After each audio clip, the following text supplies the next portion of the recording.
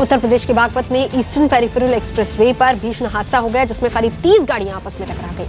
बताया गया कि इस हादसे में 2 दर्जन के करीब लोग घायल हो गए हैं। जानकारी के मुताबिक हरियाणा की तरफ से आ रही तेज रफ्तार गाड़ियां आपस में ही टकरा गई, जिसके बाद उसके पीछे चल रही गाड़ियां एक के बाद एक टकराती चली गई। इस भीषण हादसे के बाद हाईवे आवागमन को रोक दिया गया है और पुलिस बचाव काम में जुटी हुई है।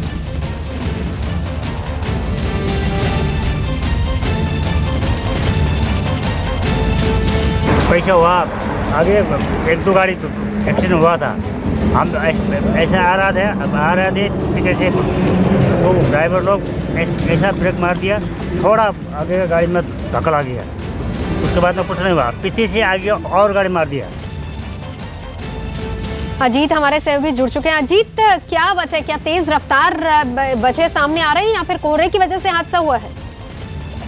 बिल्कुल, देखिए नवजोत, ये तेज रफ्तार की वजह से हुआ और एक गाड़ी, सामने वाली गाड़ी ने ब्रेक मारा और उसके पीछे एक के बाद एक लगभग 2 दर्जन गाड़ियां आपस में टकरा गई और गाड़ियां क्षतिग्रस्त हो गई और कुछ लोगों को चोटें भी आई। हालांकि जो नजदीक का अस्पताल था वहां लोगों को ले जाया गया और उनका जो इलाज है वो चल रहा, और कुछ लोगों को जो कम चोटें आई तो उन्हें छोड़ दिया गया। लेकिन ये वजह जो है लापरवाही की वजह से हादसा हो, क्योंकि मौसम बहुत खराब नहीं था और वक्त भी एकदम सुबह का नहीं था, थोड़ा लेट था, 8, साढ़े 8, 9 बजे के बाद का ये मसला था। तो निश्चित तौर पर कहीं न कहीं जो चालक है उनकी लापरवाही की वजह से ये दुर्घटना हुई है। अजीत, कौन सी एग्जैक्ट जगह है जहां पर ये हादसा हुआ है? ये बागपत का जो एक्सप्रेसवे का इलाका है वो जगह है जहां पर एक्सप्रेसवे काफी गाड़ियां चलती हैं, क्योंकि काफी आवागमन वाला रोड है। उस रोड पर सुबह से और 24 घंटे क्योंकि लोग आते जाते रहते हैं, तो वो एक्सप्रेसवे से जुड़ा इलाका है और काफी एक तरीके से कहा जाए तो बहुत सारे लोग उस रास्ते से सफर करते हैं और यही वजह है कि आगे की एक गाड़ी टकराने से पीछे की जो गाड़ियां थी वो कंट्रोल नहीं कर पाई और एक दूसरे में लगातार टकराती गई। बिल्कुल नजर बनाए रखिए।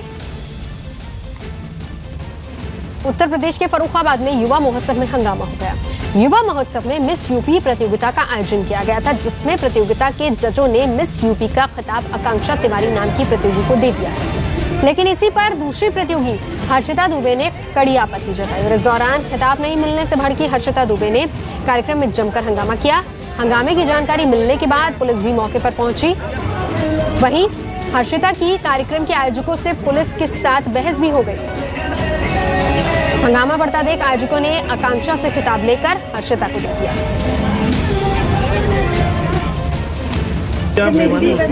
बिल्कुल हुई है, 110% हुई है। जो लोग अवार्ड जो उनको मिला है उसके हकदार थे या नहीं थे? मिस उत्तर प्रदेश अवार्ड की हकदार नहीं थी। अरुण जेटली ने संकेत दिए हैं कि अंतरिम बजट में किसानों को राहत पैकेज दिया जा सकता है। अमेरिका से वीडियो कॉन्फ्रेंसिंग के जरिए वित्त मंत्री ने CNBC TV 18 के इंडिया बिजनेस लीडर्स अवार्ड कार्यक्रम में शिरकत करते हुए माना कि कृषि क्षेत्र कई चुनौतियों से जूझ रहा है और यह समझना होगा कि अंतरिम बजट में जो फैसले लिए गए हैं वो लोक लुभावन नहीं बल्कि वाजिब और जरूरी है।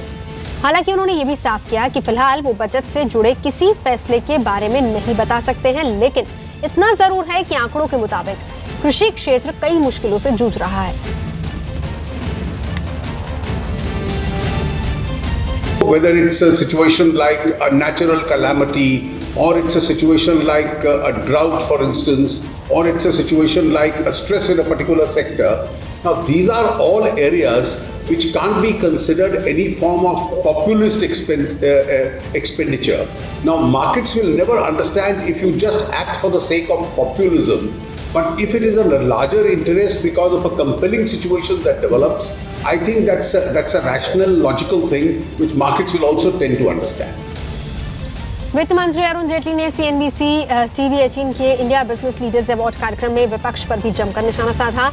अरुण जेटली ने कहा कि विपक्ष के गठबंधन को अभी ये नहीं पता है कि उनका नेता यूपी से होगा या बंगाल से या फिर दिल्ली के एक परिवार से।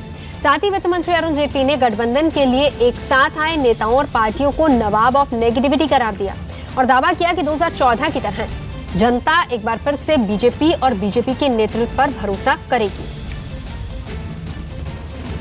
India, as I indicated to you earlier, is a highly aspirational, politically conscious society. And such societies never opt for a suicidal cause.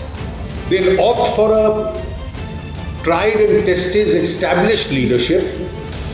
The Nawabs of negativity may come together, but that's not something where they are going to hold together and carry much credibility as far as the people are concerned. Delhi से बड़ी खबर आ रही है। दिल्ली के शकरपुर इलाके में शादी समारोह के दौरान गोली चली। बीती रात जब शादी समारोह में दूल्हा और दुल्हन वरमाला के साथ स्टेज पर चढ़े तो एक अज्ञात शख्स ने फायरिंग कर दी। गोली दुल्हन पूजा के पैर में लगी, जिसे अस्पताल में भर्ती करवाया गया। हालांकि दुल्हन ने अस्पताल से लौटकर शादी की रस्में पूरी की। पुलिस ने गोली चलाने वाले शख्स की पहचान कर ली है, लेकिन अभी तक कोई गिरफ्तारी नहीं हुई है।